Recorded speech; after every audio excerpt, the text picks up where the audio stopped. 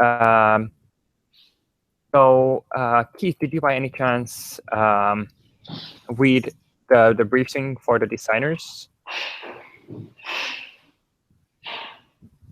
Can you hear me? Have I got it unmuted? Yeah, I've still got it unmuted. Yes. Sorry, I was on the wrong tab there. I had a really quick glance through the other day. I'm afraid I've been in, literally since the last meeting we had, I have been flat out with a few new project meetings. So yeah, I'm coming to this a bit fresh, I'm afraid. Yeah, it's okay. So I just had one question. So I didn't list you at the moment on the team and roles because I thought that you might want to become the designer. Sure. So I think it makes more sense to not include you there because, like, if you're already included there, I think it's a bit weird. Yeah, I agree. You're going to apply. Yeah. So it was a decision that I made because of these things. But if you think otherwise, then I will change and add you there, and it's fine.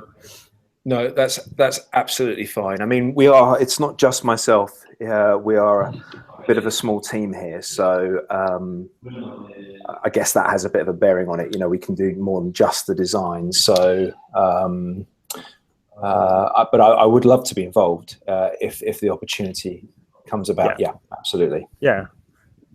It's all about open process and like, of course, we want to like see who wants to get involved, and but I think you've been doing amazing work. So yeah, that's for sure. Yeah, like well, I don't think likewise with you folks arranging all this stuff. You know, I mean, there's just so much to project manage and organize. You know, sometimes I feel open source projects are complicated sometimes. Especially and there's a real skill to getting the communications right and handling the process. Especially this is because it's like this one is something new for the community because like we are not very used to this kind of initiatives, especially coming from the community. So it's something a little bit new for us. But I think it's going now fairly well, especially like this year. It's been going well. Like we've had 2 productive meetings with the product management, which has been great. So the one this year and the one in the end of the last year has been good. So one of the things I wanted to talk about today was the MVP user stories. I will send a link for that because that's something that we should send for the sent to be reviewed by the product managers as well. And I think we would have an opportunity to do that next week. And then the next opportunity would be in 2 weeks from that. So it would be nice if we could, like, you know, fetch this information and put it here before next week. So then we could present this for them and get their feedback. What is the most important thing? So what I was thinking was that we could create just the user stories here and like probably just leave the priority out for now and let the product management to figure out the priority, like how important is each of the user stories for them. Interesting. Yeah. So we right now seem to be having 6 user stories, but I think we will still need some more user stories. So just by looking at the previous doc that we used to have, I think we had more kind of user story, even though they were more in a technical format. But at least there was like more things that we has taught that we could demo. So maybe because like many of these things came from other people than me. So if any of you has like what is the idea behind many of the things on the previous doc, it would be useful if you could like convert it to the new doc. Yeah. And on the new doc, it's just like a very basic like user story format. So on the first column is like the user persona, who is this for, and then the second one is describe the feature, and then on the third column you can tell like why is this important. Yeah. Okay. probably at least the most important bits would be nice to get on the new doc. Yeah. So if you have some time for doing that, it would be nice. I can also help with that. I'm wondering if we can extract some already from the wireframes we've got as well. Yeah, I wonder if actually. this feels really fine-grained. Some of the items listed here, they're very low level rather than high level. Is that what we're after? I think we are looking for more high level than this a little bit. I agree with that. More of like, and I think what is more important, like for this, it's maybe difficult to tell why should we have a contact form. Like it would be nice if we could come up with user stories that actually have like the why. Like, why is this important? Yeah, I didn't put that third column because I didn't know exactly how to focus that. I mean, how to explain it. Like, yeah, I think the biggest problem was that my example wasn't very good that I had here. So it was very low level, my example, to like having two different content types. I just took that because that was the example from the previous call, I think, and put it here. So I was being a little bit lazy with that. I don't know. I think that, well, yeah, that saying that though, I think that is important. If we're talking about capability and how content types can vary so wildly, you can do anything you like with them.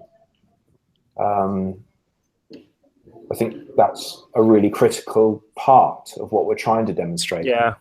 It definitely gets more fine-grained when you're talking about filters and roles. But it could be as well, like so this one is have two different content types. It could be like have multiple content types. It doesn't have to be so specified like that. Right, I'm with you. Yeah. So like that was more like what you described, that we want to demonstrate so that I can create content easily. So now I'm wondering if we should actually, instead of telling like what the user can do, if we should describe like why is it important to demonstrate that. Yeah. Who are the users? Yeah, I think if we put some, I don't know, 2 or 3 examples, the other ones will so come. Will be easier. Users get an idea how powerful content creation is in Drupal. I'm wondering if some of the documents or one of the documents that Kevin did for our example content project, and when we were working on that, there was some persona work that he did in there. We were asking this question, why does this content even need to exist? We're throwing that one around for a while. Let me just have a look whilst you're... Yeah, that's okay. Have a struggle finding it in Drive. Yeah, it would be useful. It would be nice if we could leverage some of the old documents that we have created so that we just don't throw everything away. Yeah. Yeah. Oh, I know how we might be able to get. How far back does the back scroll go in Slack?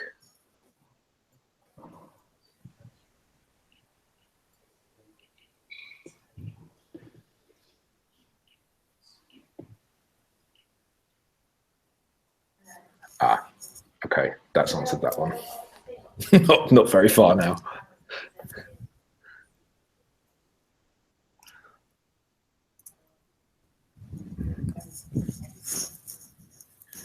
Maybe I bookmarked some.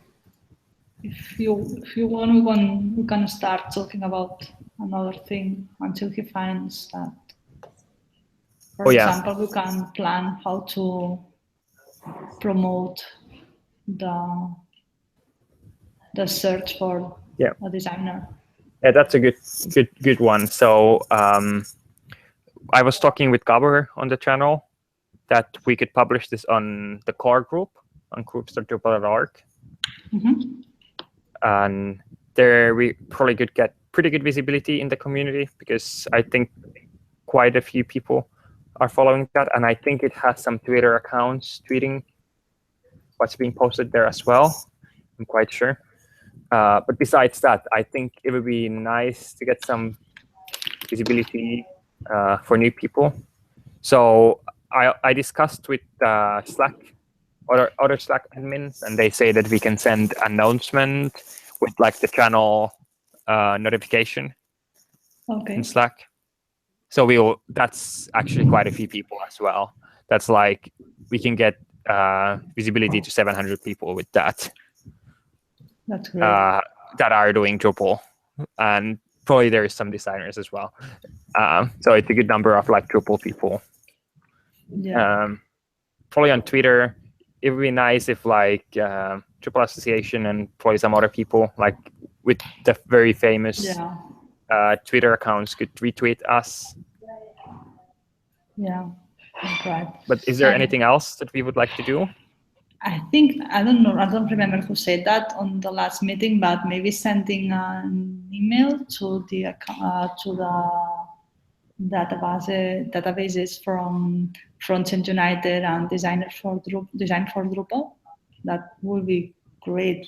That could be awesome to reach that many people that are actually designers or no designers.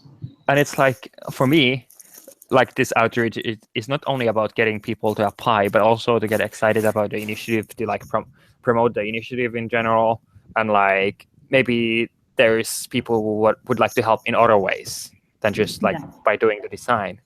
But it's just like good excuse to do a little bit of promotion that we are looking for a designer, because not everyone knows that something like this is even happening. So yeah, probably. Yeah. And like I know that there is lots of people even on the Slack who doesn't know that this is happening, even though it's an open channel and there's only 21 channels. That would be pretty easy to spot that over there, but it's still like not all the people know about that. Like I was talking with who is the one person who joined here? I don't remember. One person who wanted to join here, but like he was on the Drupal Twig Slack, but like he didn't know that there was even a channel here. So it's like, we need to do a little bit of promotion. Then other thing, so is there any other marketing ideas than Frontend United and Design for Drupal mailing lists? More than Twitter account? Let me get some noise. Oh yeah, that's a we need to buy his Twitter account. Yeah, for he has like what 15,000 followers, something ridiculous. Anyway, I don't know who is those people. 16,000, almost 17,000. Yeah, so he definitely has to tweet our things. Hopefully, he will. He's been up to this thing so far, so I think he will tweet if we tell him to tweet. As long as we can reach him somehow. Yeah. But other thing I needed to figure out was that do you have any ideas how should we receive the designs? Like what kind of email should we create? Because the one would be just to create, one email account and send it for the people who are going to do the evaluation. But then I'm afraid that what if someone just changes the password and disappears? Like, then all the proposals are there. Well, like, I'm not saying I don't trust these people, but it's still like, it would be very unfortunate if something like that would happen. What Google lets you is to create a distribution list. It's just an email that is not an email. It just resends the email to other people. Does it allow for the private users as well? Because I know it allows it for the organizational users, but I'm not sure if it does allow that for the private users. No idea. So one thing I was figuring out was to get it imported directly to Slack, but that didn't work out because you need to get like the paid version of Slack. and that's going to cost us like quite a lot of money because we have 700 people on Slack. Oops. So No. that's not something that we can do. So any other ideas are welcome. Maybe just we could just use a Google form that fills a spreadsheet that, and we maybe shouldn't receive any document, just links to somewhere, and that the candidates just provide the support to see the works. For example, a link to Behance or Dribble, or I don't know. Yeah. So Just figuring out some options. yeah, I think Google Forms sounds like a good idea, but the problem is that you can't attach any attachments there. So how do you feel? I think this is for both of you, especially Keith, if you're planning to apply, like, do you think it's enough if we can just take links but not attachments? Or as a designer, I wouldn't like it, but as a person that has to receive it, it's easier. Yeah.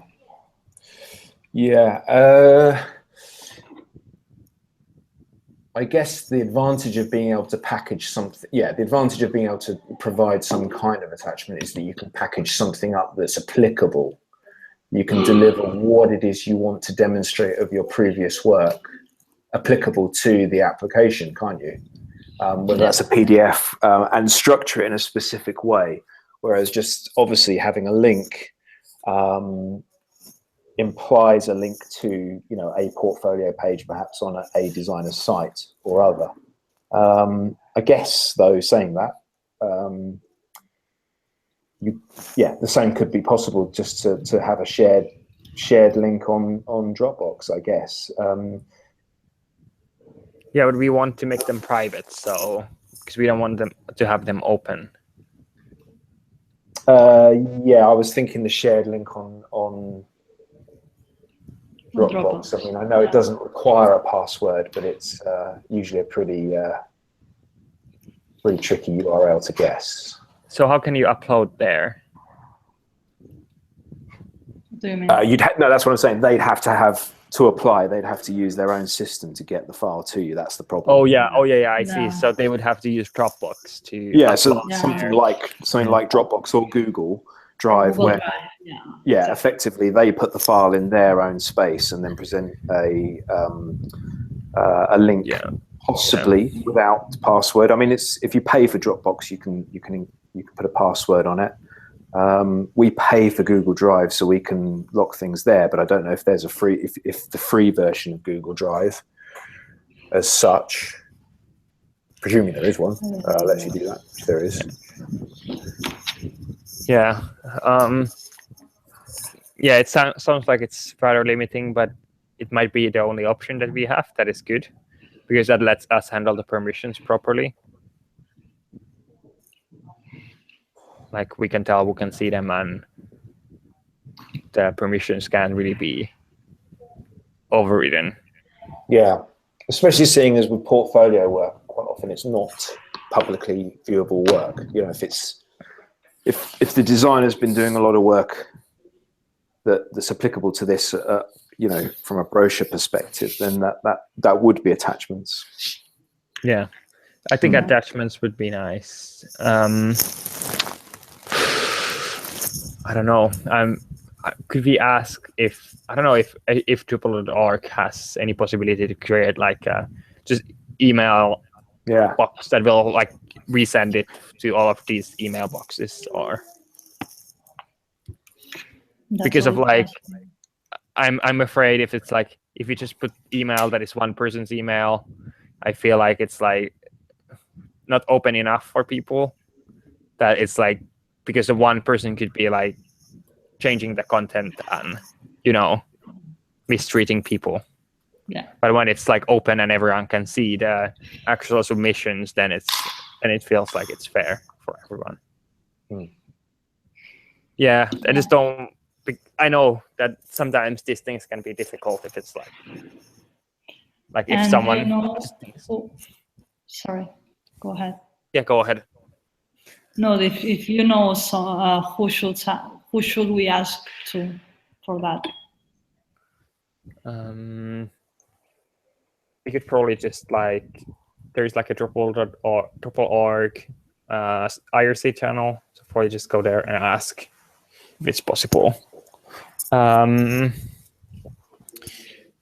Otherwise, creating just a Gmail only for that at the end is not that bad idea.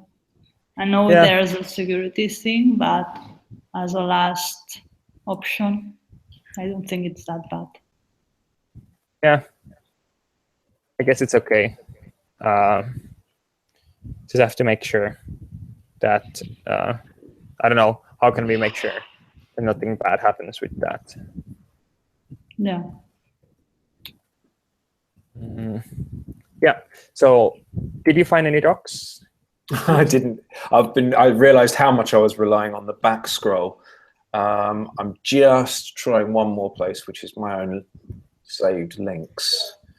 Oh yeah, I see, because there's only limited amount of back scroll.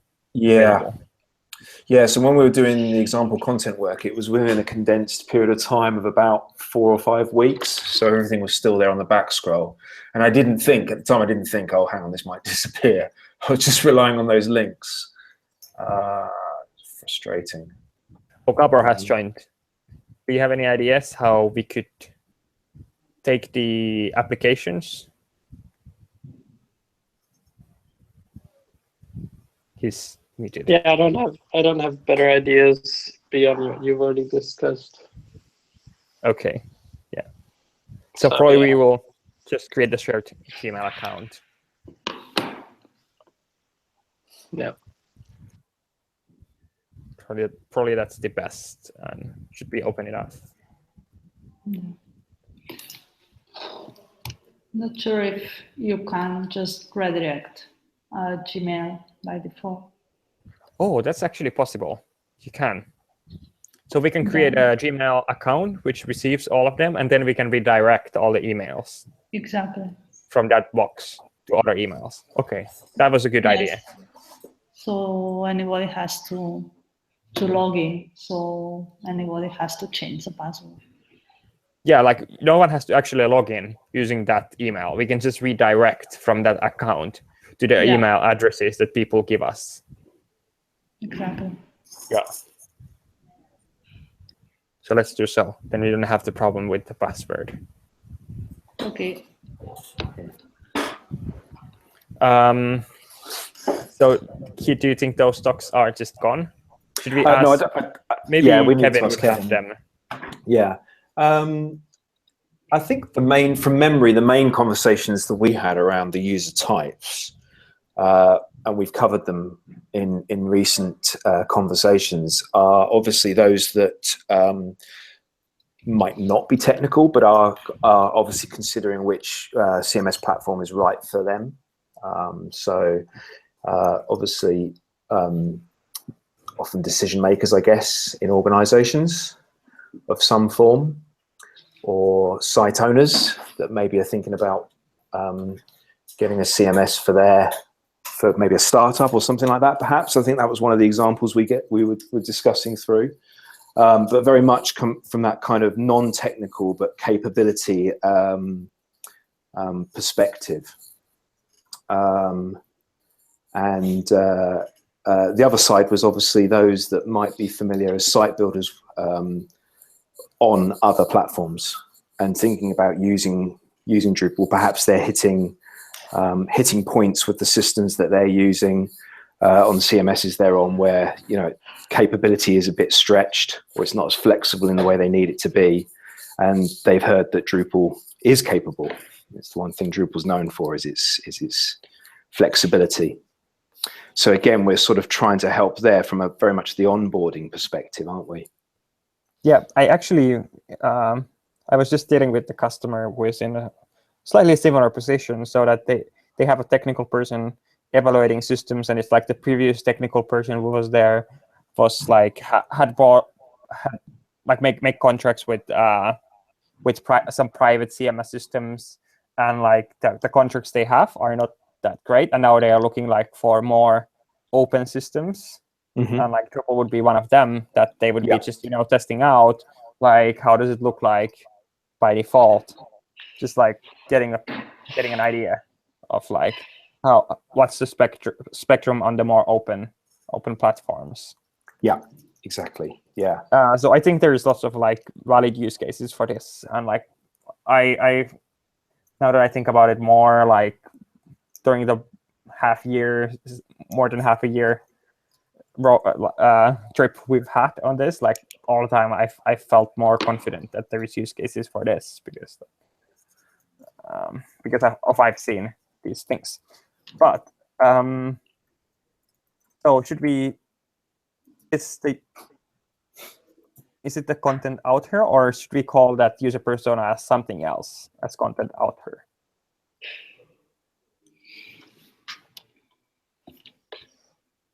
Good question.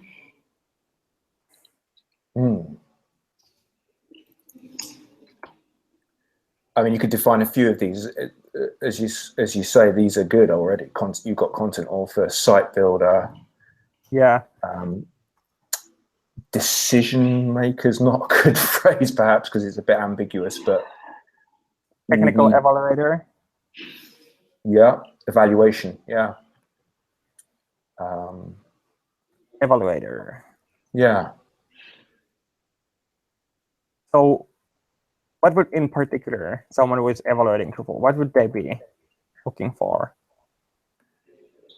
So I think it's their frame of reference.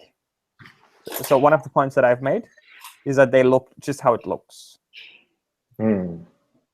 Like, that's just one of the experiences that I've had, because I've also evaluated other CMSs, and one of the things that actually gave me like a big part of the picture that I would get from that CMS, it's especially in the like beginning, was just how it looks. It gives you the feeling how modern the system is, and like if it looks very old, like you get the feeling that it's like the system is not maintained. Yeah. And you don't feel confident about choosing to use that because like you don't feel like it's maintained.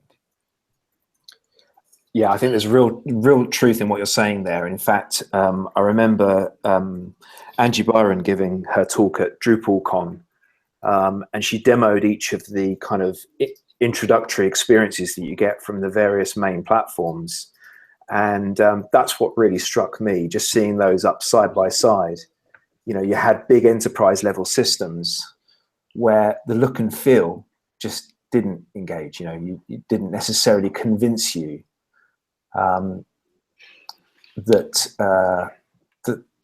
you might well get the capability, but could it look good as well? And that's such an important factor.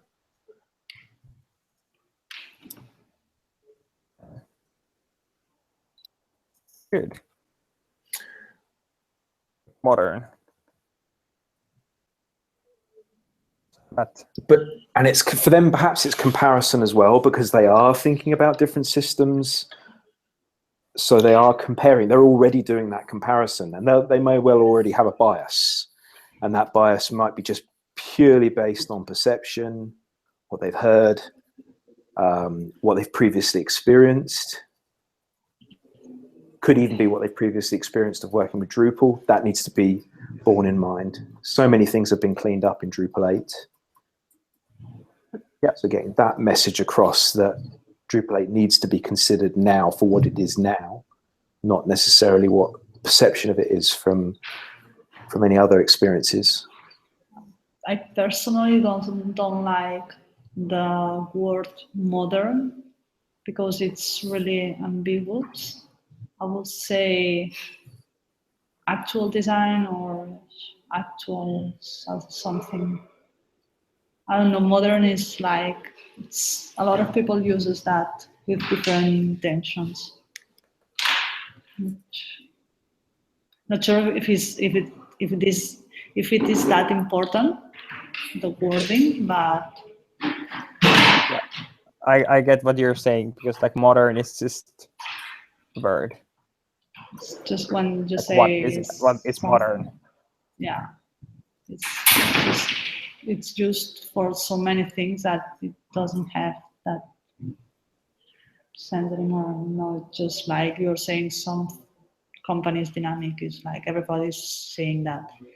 And what you actually want to say is that the look and feel is more from that year, not from 5 years ago.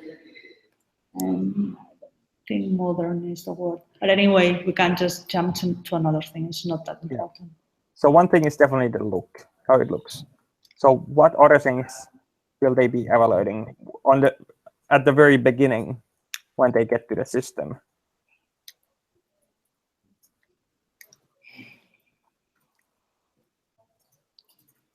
Like, at least what Dries was saying was like, they want to be able to do something. Like, I think we were talking about like using Tor or something like that, so that like they're just not lost. Like, so many different options what to do, but instead we would guide them in the one direction. No. Yeah. It depends. Yeah, there definitely needs to be some level of explanation there, doesn't there? Yeah.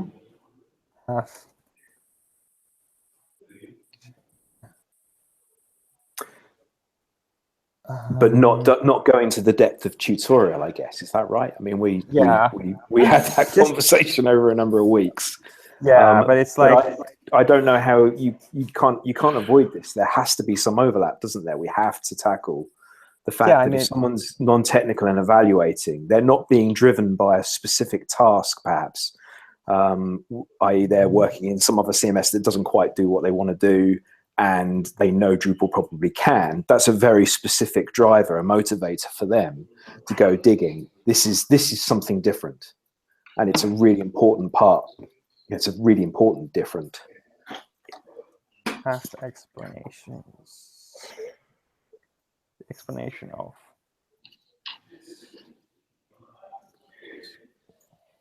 It's presentation of Drupal as a platform, isn't it? Yeah. What the user can do. Yeah. We're presenting Drupal in this way because we want you to know this, this, and this. So that it's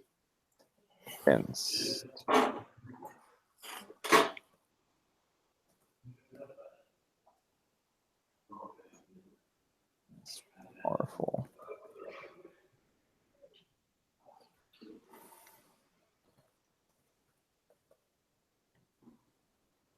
Something like that. I don't know. Does it make sense? Yeah. So that. Yeah, capability, absolutely. Yeah. So that I get convinced. Yeah. As an evaluator, I want to get convinced that this is the right solution. I mean, I guess in the end, they want that. They want to be convinced by one of the systems anyway. Yeah. So I don't think it's, even though it's marketing speech, I think it's still is what they want to happen.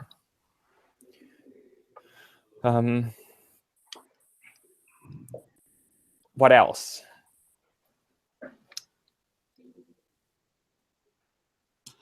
Guys, do we want to call these problems or maybe use cases? They might not appreciate us telling them that you have loads of problems. So I get convinced that Drupal is a powerful solution for their use case. Yeah, that's a good one for their use case. Yeah, it's not necessarily a problem.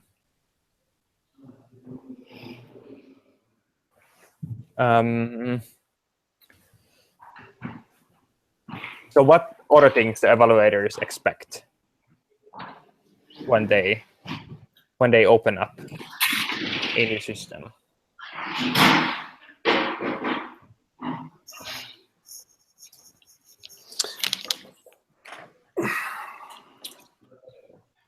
So these are like way more abstract than the previous Yeah. ones. Is there Exactly. something from the middle that we wanna include? These are like way more abstract, maybe Yeah. even too much. I think evaluators are going to want that there's a feeling of stability in the product.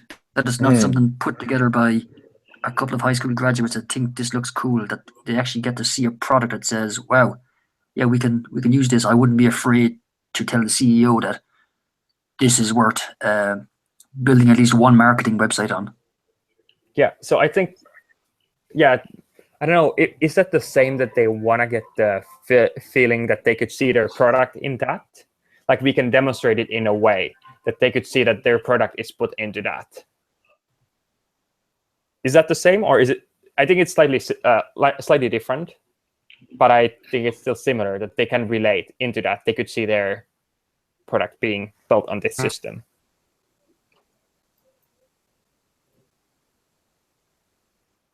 Like right now, what we show for the users is something like 99% of Drupal users don't build a site that looks like that. It's not there's 0 sites for the use case that we have right now when you install Drupal default. So no one can relate into that. So isn't one of the problems that you can't relate to what you see? Yes. Yeah. Want to be able to Yeah. relate to them.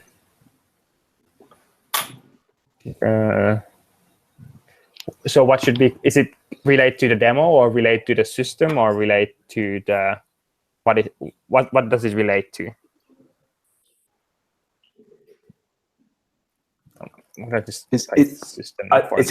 I think there's a number of layers to that. It's relate to perhaps content model, use case needs. Yeah, but in the end, it's about like the fact that they could see themselves using this system, that this system can solve their problems. Yeah. And it's like if we show them that, if we show them a publishing company, definitely other publisher would see that this is like how our site would fit into this, because they can like immediately see what's built there, and they can see that what they want can be built on this because someone has built it already. Yeah, I think that also solves the problem that what Mark was saying earlier, that they can see that it's stable enough for something like this to be built on this system. Yeah.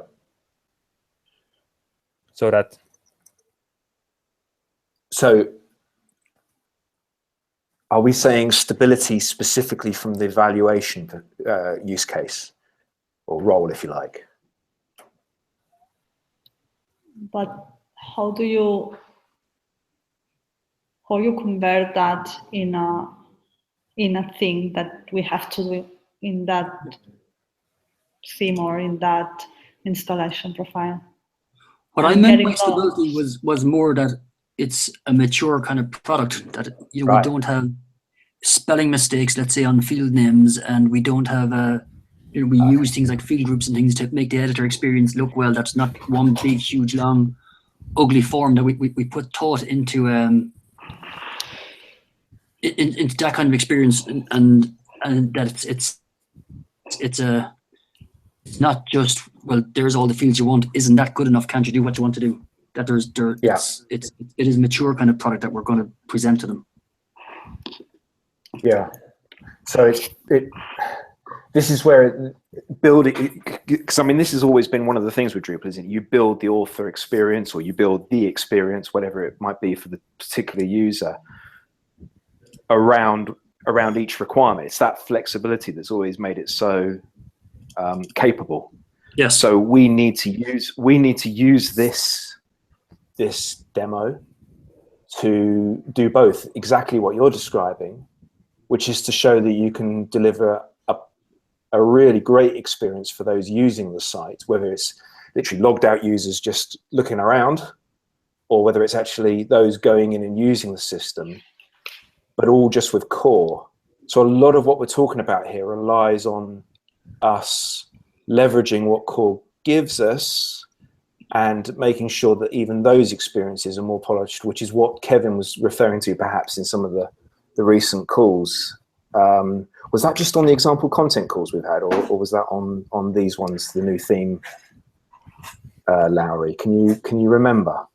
I'm trying to think. I think it was on these calls. I'm quite sure, because Right. I think I remember talking with him about that.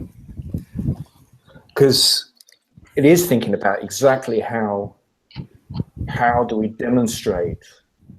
You know, I mean, we've got these examples here further up about different types of roles, different types of filters, and they apply specifically to the different types of users that will be logging in and what roles they fall into. And that's the great thing about Drupal. We can refine what are users allowed to do or not allowed to do on a role level with those types of features that are in core. So they're really important to show. Onboarding into that experience is tricky, because we're really going to need some kind of explanation alongside everything to channel that explanation through. Because it can depend on who's looking, on what state they're looking at, where, you know, what type of user they're logged in as, probably user one. Yeah, and it's like you can see a lot of things, but you can't understand like what's put behind them, what is the reasoning, why is it like that? Like even like something like what is Node? It can be a very common question. Yeah. So the idea for this a list of stories is to make a list for convincing the product owner, or make a list of things we should have on the experimental profile, or just make a list for big level things that we want to show or we want to explain about Drupal. I mean, I was thinking more on that list for having a list of things that the installation profile should have. And so in a high level that it's not a list of things that we should have. I don't know if I'm explaining myself. Yeah, I understand what you're saying. Like, let's say decide to look modern. Like, how does that relate to the installation profile? Yeah, I mean, we want to have a list. We want to have a contact form in a completely different list from the three last ones. Maybe the 8 will be there, but the two last ones are so high level that I'm not sure how to convert that in a thing that the installation profile should have. I mean, I don't know how to make that practical. Yeah, so I think it should be something in between of these two, so not too high level or not too low level. I'm just trying to think what would be the most useful for us and for them to decide on. Because what we essentially want is the list of things that we should be demonstrating on the new installation profile. Yeah. And I still do agree that we want to have user story that the site should look good, which is basically in practice means that we create a new theme into the installation profile so that it looks good. Then we have the second, which is have explanation what the user can do easily, which is that we have some kind of way to explain the users what is happening there, which I think is what Tor module does. And then I think the third one is that we have a correct use case for what we built this on, which we have chosen to be the publishing company at this point. Yeah.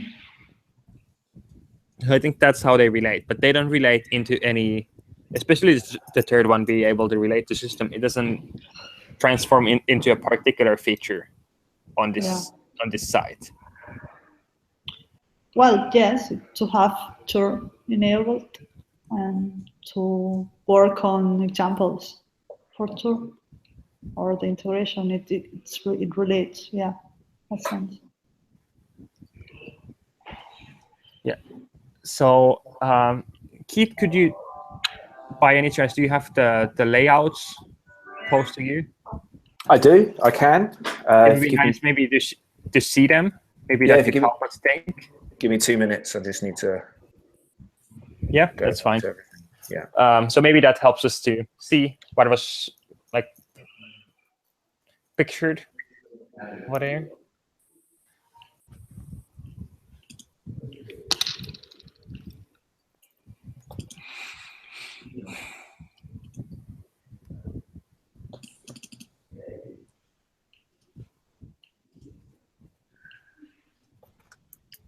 So I've just found the farmers market one. Sorry, I was working on a completely different project, and obviously joined the call a bit late. Use this one here.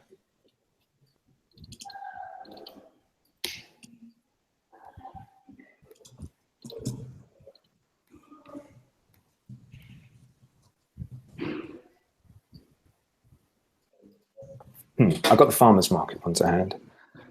Let me share my screen.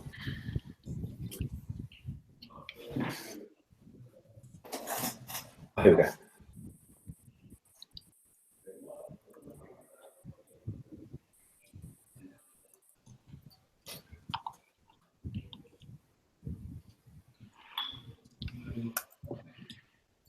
Sorry, nearly there. Way too many windows open.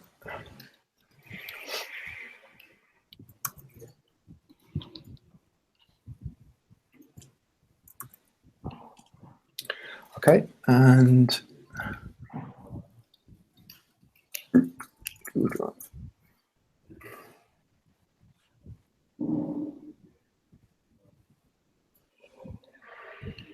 share screen, where are you? Yeah.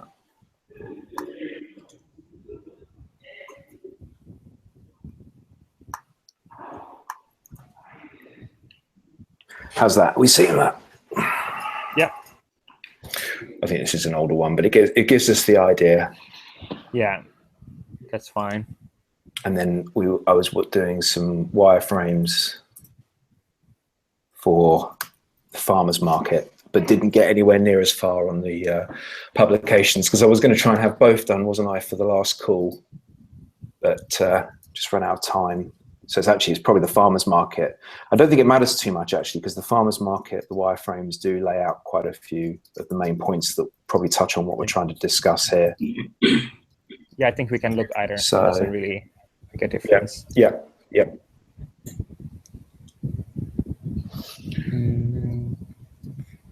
So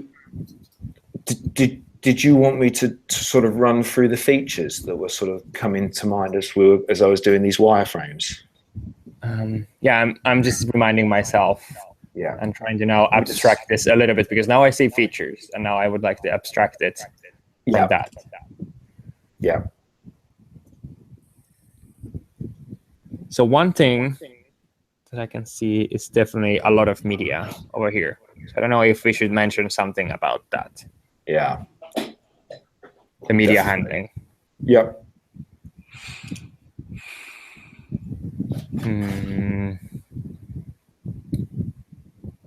And I think that's a big group of potential customers as well. Yeah.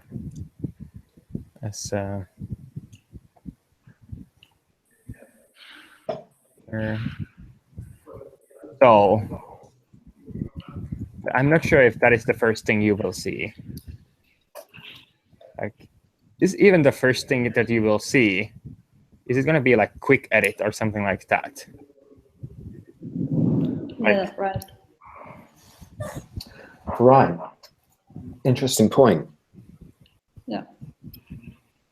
Like let's say you have the text, which is on the locally sourced or organic, that area over there, Yeah. or practically any of the text that you have there. Like if you can just edit in place, like I think that would be something Yeah, for sure. might be the users want to try out. I don't know. That's like, so it's totally two different levels, and now it's difficult to go from this to more abstract, and then Yeah. to go from the more abstract in the more practical. We could just do 2 different lists and later Yeah. just mix them or just keep them separated. Keith, could you by any chance send this on the Slack? Because I think these are useful materials for anyone helping on this. Yeah, no problem. I can export them after the call if you like. Yeah, it would be useful because so our time is over for this call. Yeah. Yeah. But it would be useful if you could just send this, so at least that would allow me to think about this and try to find the answers outside of the call. Yeah. And if anyone else is interested, then we can talk about that on Slack before the next week's call. I do think I agree. I think looking at I know you're seeing features, but I think it's from those features that we'll clearly see, patterns of how you can work with Drupal core, and therefore how capable it is. And then it's the next step on from there is that stability conversation. Yeah. One reinforces the next, I think. Yeah. So I think what you're saying makes sense, and it might even make sense to first build the list of just features, and then abstract from that. Even starting from the less abstracted version, the more ground level, might help us to abstract from that. At least for me, because right now for some reason it's very difficult for me to abstract this. Yeah.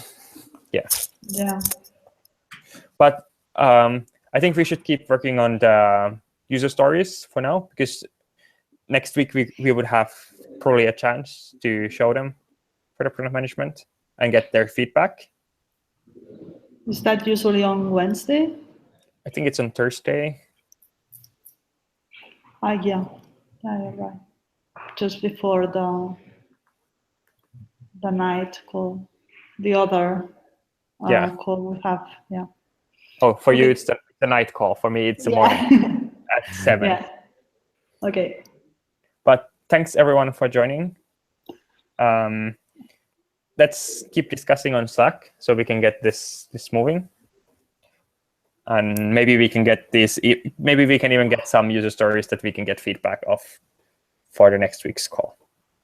Okay. Thanks everyone. Brilliant.